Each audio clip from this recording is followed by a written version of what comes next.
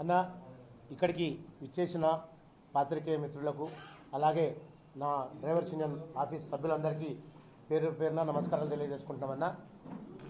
నా పేరు కదిరి భాష, తెలుగు సినిమా డ్రైవర్స్ యూనియన్ ప్రధాన కార్యదర్శినన్న. ముఖ్యంగా ఈరోజు మనం ఈ పెట్టుకున్న ప్రెస్ మీట్ ముఖ్యాంశాలు ఏంటంటే, దాదాపు ఈ సినీ పరిశ్రమలో 35 సంవత్సరాల నుంచి పనిచేస్తున్న మా సీనియర్ సభ్యులు, జూనియర్ సభ్యులు అలాగే మేమందరం పనిచేస్తుంటున్నామన్నా.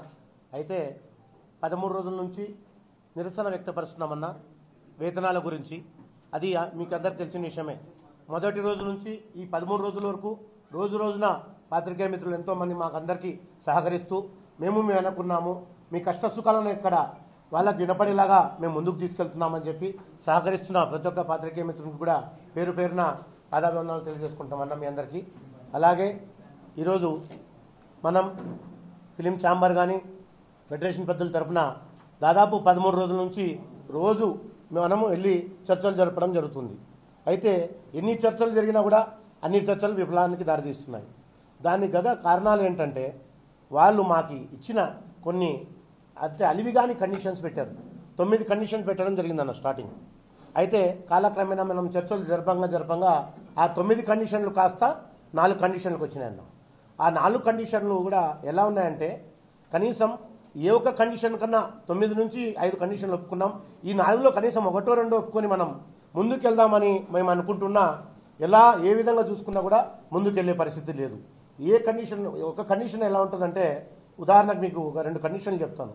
ఇప్పటివరకు మేము ఆదివారం కానీ ఈ ప్రభుత్వ సెలవు దినాల్లో ఎప్పుడైనా మేము పనికి వెళ్తే డ్రైవర్ సోదరులం కానీ కార్మికులం కానీ డబల్ కాల్ షీట్ అనే ఒకటి ఇచ్చేవాళ్ళన్నమాట. అంటే హాలిడే రోజు కూడా మీరు పనికి వస్తున్నారు అంటే 10 రూపాయలు వస్తేనే కదా మేము హాలిడే రోజు కూడా సెలవు దినం కూడా భార్య పిల్లల్ని వదిలేసి మేము పనికి వెళ్తున్నామంటే 10 రూపాయలు వస్తాయి కష్టపడితే అనే ఉద్దేశంతో మీరు వస్తున్నారు కాబట్టి డబల్ కాల్ షీట్ తీసుకోండి అనే విధంగా ఉండేది ఇప్పటివరకు.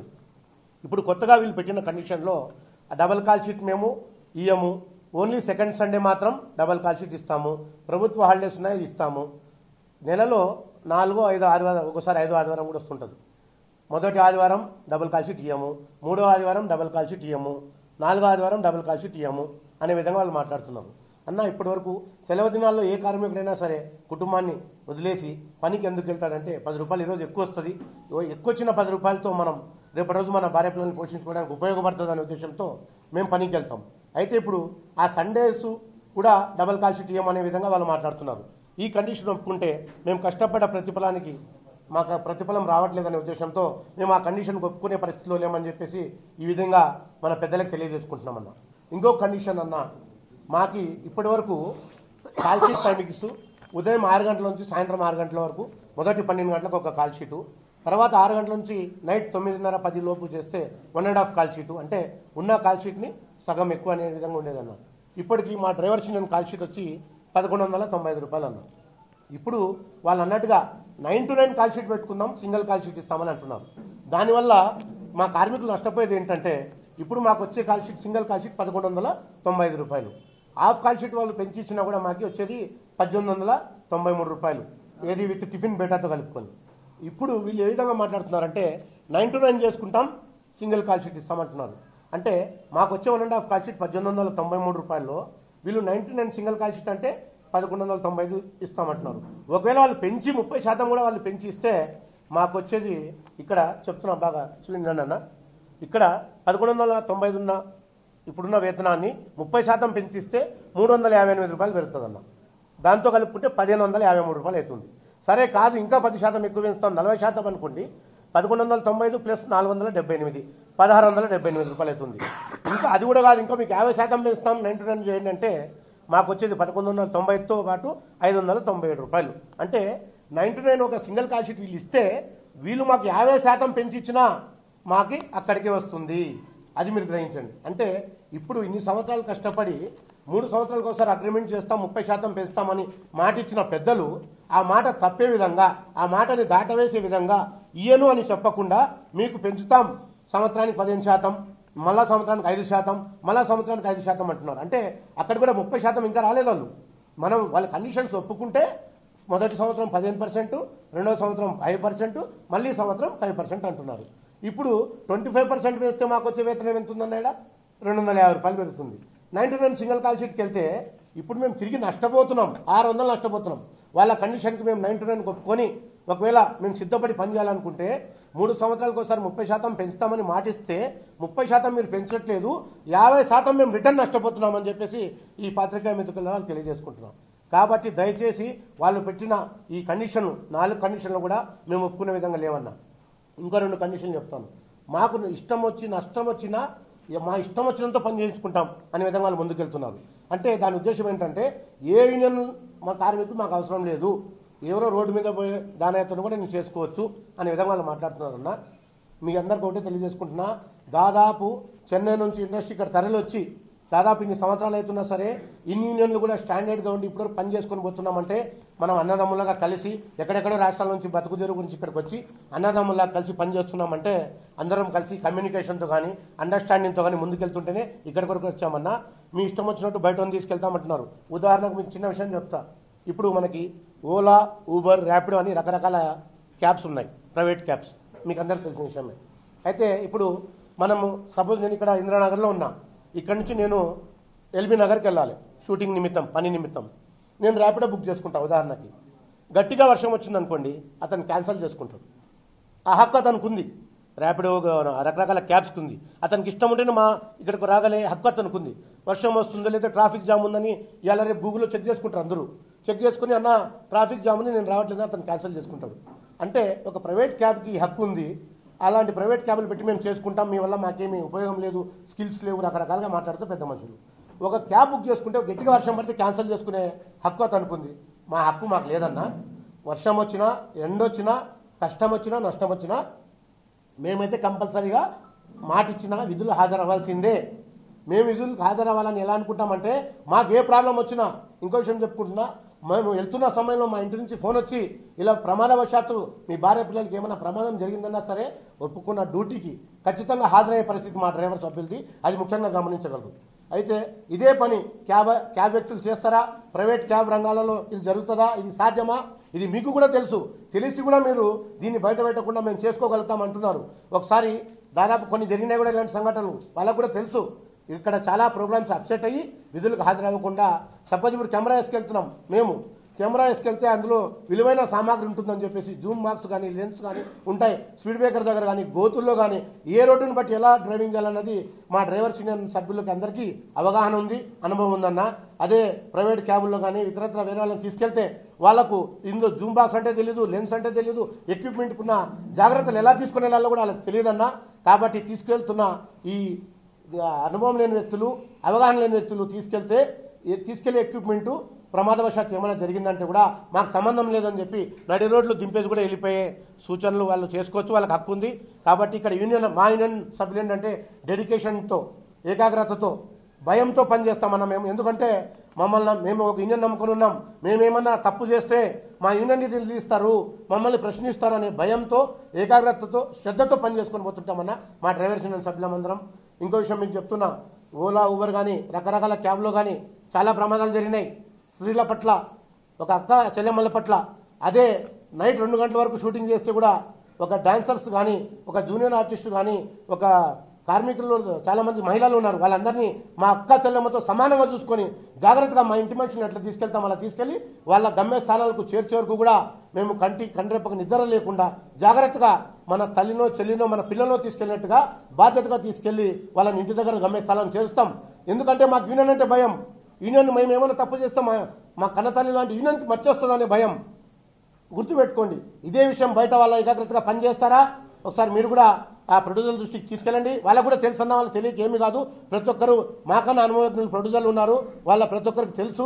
కావాలని ఏదో డిమాండ్స్ పెడితే వీళ్ళు పర్సంటేజ్ దగ్గర ఏమైనా కాంప్రమైజ్ అవుతారేమో, పెంచకపోయినా సరే ఇలాంటి డేంజర్ డిమాండ్స్ వద్దు, భయపడి మాకు పెంచొద్దని కార్మికులు అంటారేమో అనే ఉద్దేశంతో వాళ్ళు పెడుతున్నారనేది నా అభిప్రాయం అన్నా. వాళ్ళు ఇలాంటి కండిషన్ పెడితే ఒప్పుకునే పరిస్థితుల్లో మేమైతే లేము, మాకు నష్టం వాటిల్తుంది. ఇంకో విషయం కూడా చెప్తున్నాను, మేమేదో కావాలనో, ఇప్పుడు ఇది సమ్మె స్ట్రైక్ అని చాలా మంటున్నారన్న, ఇది సమ్మె కాదు, స్ట్రైక్ కాదు. మా తరపున మేము కష్టానికి ప్రతిఫలం దక్కాలనే ఉద్దేశంతో మేము చేస్తున్న నిరసన తప్ప ఇది సమ్మె కాదు, స్ట్రైక్ కాదన్న. మేము కూడా ఖాళీగా సమ్మె స్ట్రైక్ చేసి ఇంట్లో కూర్చొని మా భార్య పిల్లలను పోషించుకోలేము. రెక్కాడతగాని తొక్కాడని బతుకులు మావి. మేము సమ్మె చేయాలనో స్ట్రైక్ చేయాలనో వాళ్ళ మీద ఏదో మొహమాటం చేయాలని కాదన్నా. మా ఉద్దేశం ఏంటంటే మేము కష్టపడుతున్న దానికి మాకు ప్రతిఫలం దక్కితే చాలు.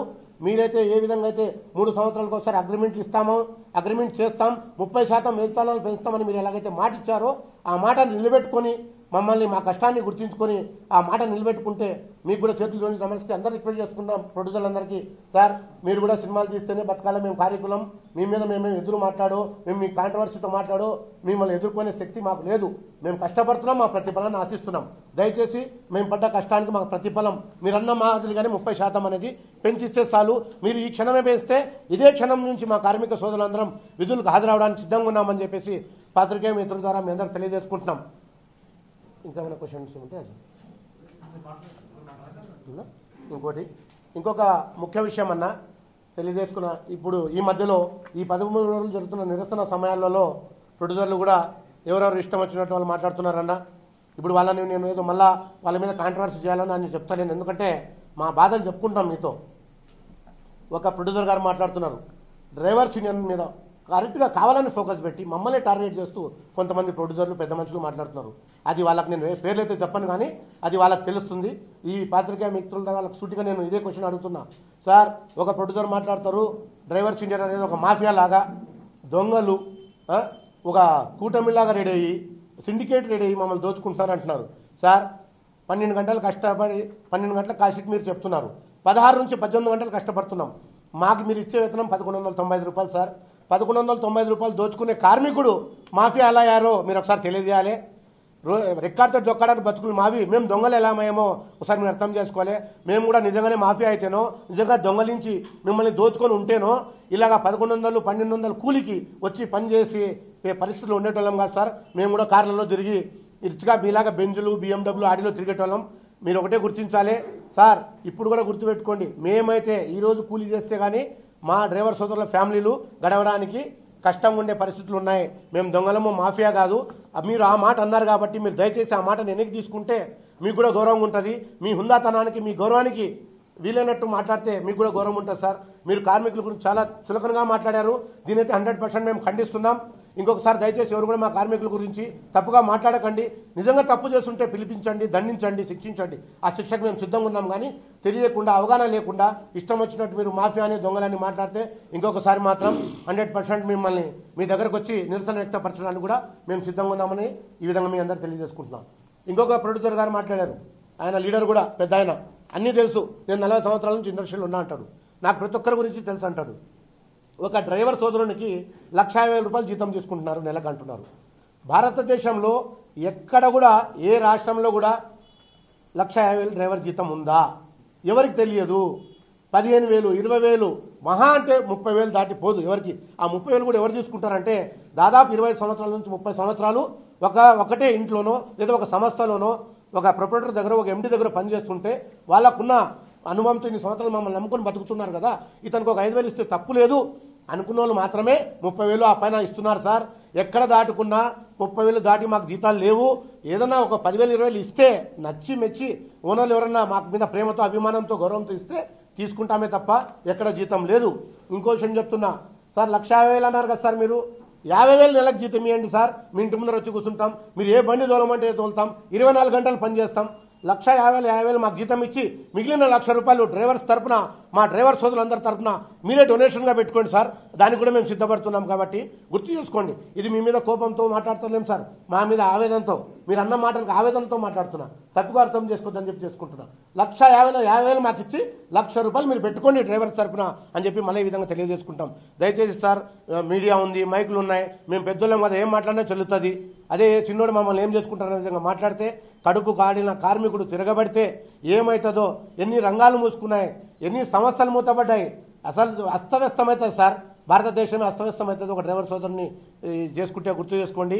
ఎప్పుడైనా ఇంకో విషయం గుర్తు పెడుతున్నా మీకు, పొద్దున్నే 3 గంటల నుంచి 3, 3:30, 4 గంటలకు లేస్తాం. అందరికన్నా ముందు లేసేది మేమే. కోడి కూయక ముందు లేసేది డ్రైవర్ లేచి అందరికన్నా చివరికి వెళ్ళి పడుకునేది కూడా డ్రైవర్ సార్. మేము ఇంటి నుంచి పొద్దున్నే బయలుదేరుస్తున్నప్పుడు మా భార్య పిల్లలు పడుకొని ఉంటారు, వాళ్ళ ముఖాలు కూడా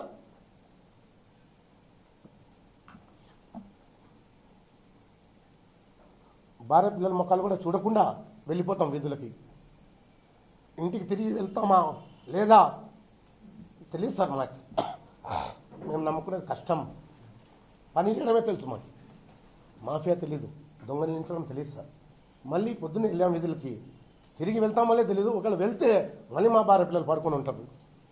అంటే తండ్రి ముఖం కూడా చూడని చాలామంది పిల్లలు ఉన్నారు సార్, మా సభ్యుల పిల్లలు, భార్య పిల్లలు. కాబట్టి మమ్మల్ని మాట్లాడద్దండి సార్, దయచేసి జనరల్ గారు తెలియజేసుకుంటున్నా. దయచేసి మీరు యథావిధిగా మీరు ఇచ్చిన మాట ప్రకారం ఆ 30% 30% వేతనాలు ఏవైతే ఉన్నాయో అవి పెంచి ఇచ్చి మమ్మల్ని కూడా అక్కడిని చేర్చుకుని విధులు హాజరవడానికి మేము సిద్ధంగా ఉన్నాం సార్. మమ్మల్ని చులకన చేసి మాట్లాడుతున్నాం, మమ్మల్ని టార్గెట్ చేసి మాట్లాడుతున్నాం. ఇది మీకు సబబు కాదు, మీ ఉన్నతనానికి కాదని చెప్పేసి ఈ విధంగా మీకు తెలియజేసుకుంటున్నాము. మీరు మాట్లాడండి.